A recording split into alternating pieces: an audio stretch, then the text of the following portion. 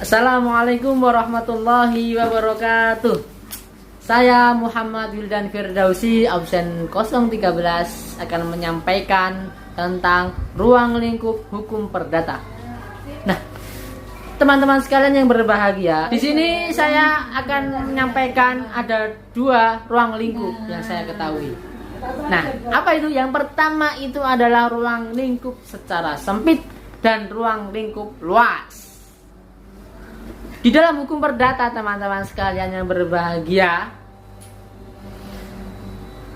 ternyata dalam hukum perdata secara luas itu meliputi beberapa macam. Meliputi KUHP Perdata, KUHD, dan undang-undang tentang koperasi, perniagaan, dan kepailitan. Mungkin sekian yang bisa saya sampaikan. Untuk materi selanjutnya akan disampaikan oleh teman saya. Di sini saya akan menjelaskan mengenai hukum perdata Islam. Hukum perdata Islam merupakan salah satu jenis dari hukum perdata, yang dimana hukum perdata Islam itu masuk dalam cakupan hukum perdata dalam pengertian yang lebih luas. Hukum perdata Islam adalah aturan-aturan Allah yang mengatur tentang bagaimana hubungan antar manusia dalam kehidupan masyarakat, sebagai contoh ahwal al-syakhsiyah atau hukum keluarga Islam, dan muamalah atau hukum ekonomi syariah. Kemudian adapun kitab-kitab yang digunakan sebagai rujukan dalam menyelesaikan perkara hukum perdata Islam ada 5 yang paling pokok, yakni yang pertama adalah kompilasi hukum Islam atau KHI berdasarkan instruksi Presiden nomor 1 tahun 1991. Kemudian yang kedua ada kompilasi hukum ekonomi syariah berdasarkan Perma nomor 2 tahun 2008. Kemudian yang ketiga ada undang-undang tentang perwakafan atau undang-undang nomor 41 tahun 2004. Kemudian undang-undang haji dan undang-undang perkawinan. Baik, assalamualaikum warahmatullahi wabarakatuh. Di sini saya akan menjelaskan mengenai ruang lingkup hukum perdata dalam artian yang lebih sempit. Dalam artian yang lebih sempit, hukum perdata seringkali disebut sebagai lawan dari hukum dagang. Hukum perdata dalam artian yang lebih sempit itu hanya mencakup segala hukum yang tercatat di dalam kitab undang-undang hukum perdata atau yang biasa kita sebut sebagai KUH Perdata.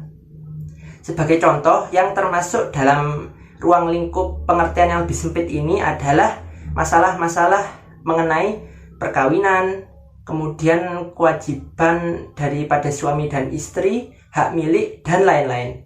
Terima kasih, sekian dari saya. Assalamualaikum warahmatullahi wabarakatuh.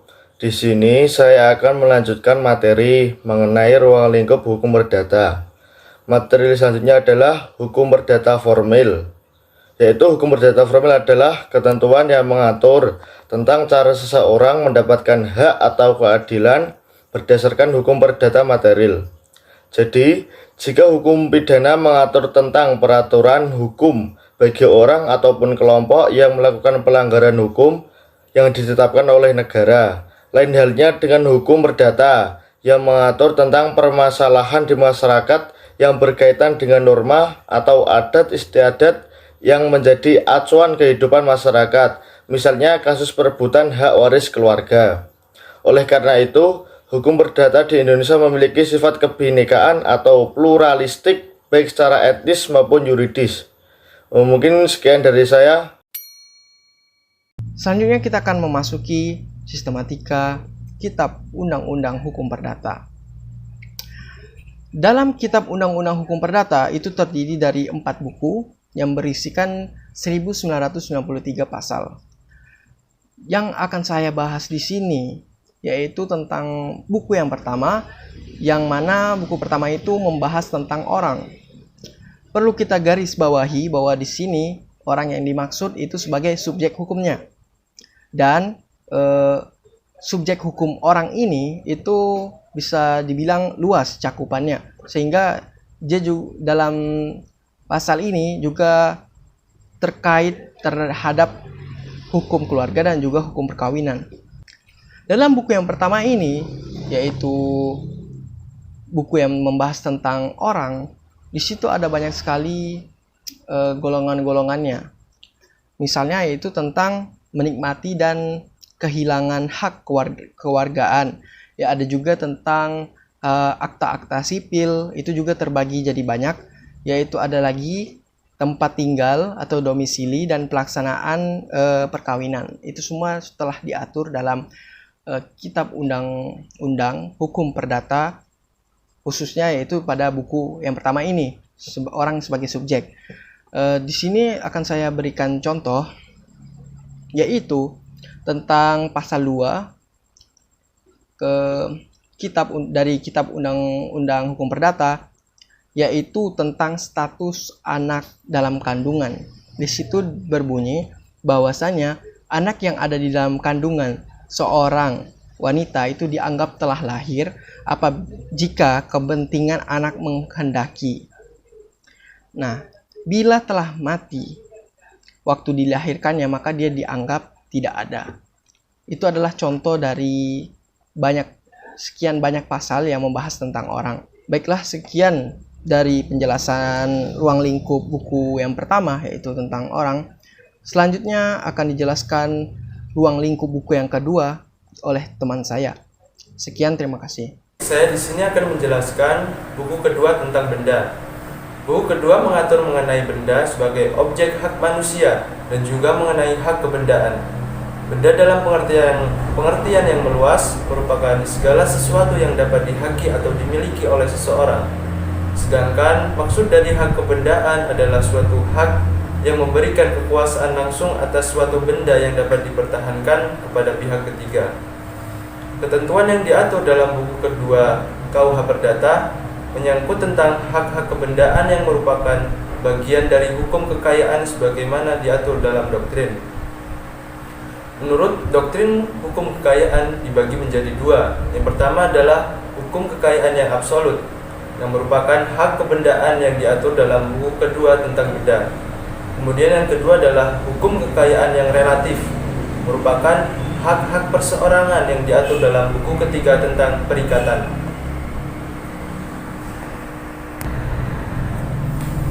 Kemudian berkaitan dengan ketentuan buku 2 tentang benda, KUH Perdata tidak diberlakukan lagi, yaitu dengan berlakunya Undang-Undang Nomor 5 Tahun 1960 tentang Peraturan Dasar Pokok-Pokok Agraria. Berdasarkan undang-undang tersebut, semua ketentuan hukum menyangkut bumi, tanah, air, dan kekayaan alam lain yang terkandung di dalamnya telah diatur dalam Undang-Undang Nomor 5 Tahun 1960 dinyatakan tidak berlaku. Selain itu, berkaitan dengan jaminan atas tanah dan benda-benda yang berkaitan dengan tanah yang dulu menggunakan ketentuan hipotek sebagaimana diatur dalam buku kedua KUH Perdata, dengan berlakunya Undang-Undang Nomor 4 Tahun 1996 tentang hak tanggungan tentang benda. KUH Perdata tersebut juga diatur ketentuan hukum waris berdasarkan dua alasan yang menurut pembuat undang-undang melalui ketentuan pasal 584 KUH Perdata yang menyebutkan mewaris adalah salah satu cara memperoleh hak milik. Selain itu, ketentuan dalam pasal 528 KUH Perdata ditentukan hak waris merupakan hak kebendaan. Sekian dari saya, kurang dan lebihnya mohon maaf. Terima kasih. Selanjutnya masih mengenai sistematika dari Kitab Undang-Undang Hukum Perdata pada buku ketiga, yaitu mengenai perikatan atau perjanjian. Sesuai dengan naluri kemanusiaan bahwa setiap orang ingin melipat gandakan harta kekayaan yang mereka miliki. Oleh karena itu, kenapa buku ketiga ini ada, yaitu untuk mengatur suatu hubungan hukum antara satu orang dengan orang lainnya dalam ruang lingkup harta kekayaan, untuk memberi sesuatu, untuk berbuat sesuatu, atau tidak berbuat sesuatu sesuai dengan undang-undang atau perjanjian.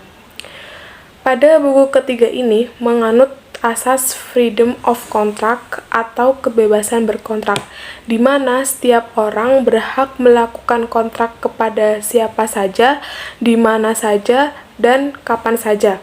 Akan tapi kebebasan ini tidak memiliki kebebasan secara mutlak, yaitu kebebasan yang masih dibatasi oleh undang-undang yang berlaku.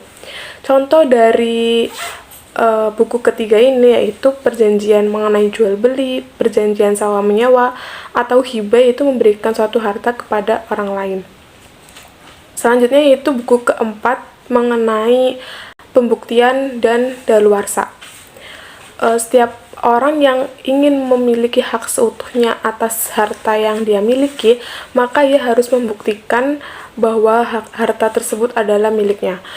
Oleh karena itu, pembuktian di sini ada untuk mengatur alat-alat bukti yang digunakan seorang untuk mempertahankan atau menuntut hak-hak keperdataan.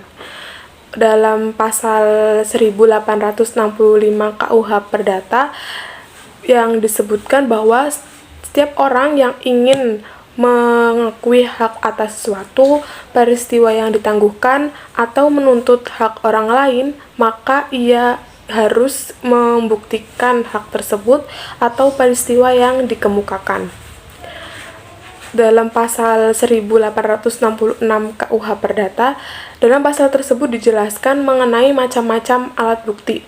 Yang pertama ada alat bukti tulisan, yang kedua ada saksi orang ketiga, yang ketiga ada bukti prasangka, yang keempat ada bukti pengakuan, dan yang kelima ada bukti sumpah.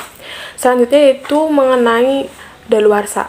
Sebagaimana yang dijelaskan pada pasal 1946 sampai 1993 KUH Perdata, dijelaskan bahwa daluarsa mengatur mengenai jangka waktu tertentu yang menyebabkan seseorang mendapatkan atau kehilangan hak-hak keperdataannya dengan syarat-syarat tertentu. Sekian presentasi dari kelompok kami, kurang lebihnya mohon maaf. Wassalamualaikum warahmatullahi wabarakatuh.